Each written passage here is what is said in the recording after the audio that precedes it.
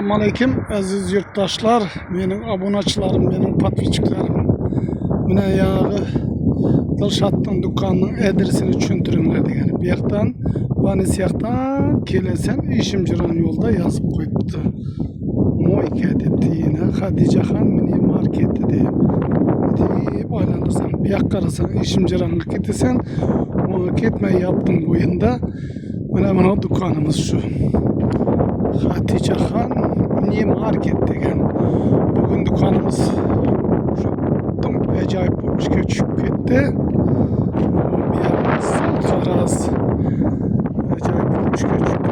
İçindeki toza vejlerimiz keldi. Meva-cheva hamma narsasi keldi. Xudo xolasa sizlarga shuning barini ko'rsatib chiqaman. Aziz yurtdoshlar, mening podpischiklerim. Mana kirish yerda hamma salqin ichimliklar, kola, fanta qilib caningizga ne kerak bo'lsa bor. Üstünde mana suv idishlar. İşte kelaveramiz. Endi mana meva-chevalarning tur-turidan keldi. Mana ajoyib. Bozor baha. Mana mandarinimiz 20 ming deb qo'ydi. Buni 30 ming. Olmalar 20 mana 15 ming var ekan. Bahalarni mana ko'rsatib o'tirman. Ananas 18, bozorda 15 ekan. Bunalarda optimda 15 ga 3 ming so'm qo'yadigan. Qo'ysin, xalqqa yetirib berib tursa bo'ldi. Biz ona qarshi emasmiz. 3 so'm qo'ymasang ag'ir shuncha ulkan do'konda 1 so'm qo'yasam deydi u. Hamma mana ajoyib şokoladlari tunugun aşırıp tushirib ketdim. Buncha netqi yo'q.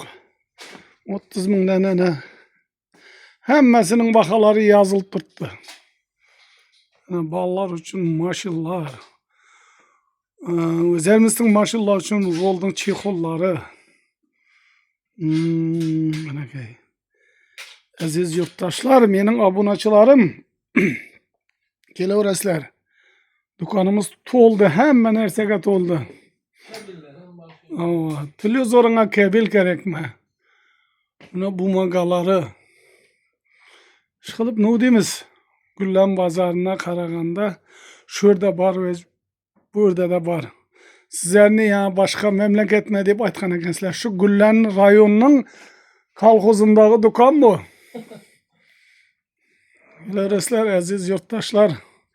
Kommentariyaga bir yaxshi gaplar yozinglar ama ne deymiz? Bu insonning odamga yomonligi yo'q, yaxshiligi bor. Elimizga shunday tadbirkor kelib, shunday ajoyib etib do'kon ochibdi. Bunga ne yetsin? Hammangizga rahmat, ko'rib kuzatib boratırsizlar. Ish qilib yomon emas. Xudo xolasa kamsitliklar to'ldiramiz. Xudo xolasa kamsitliklarni qana do'konchi jo'ra xalqqa ne diyeceğim biri.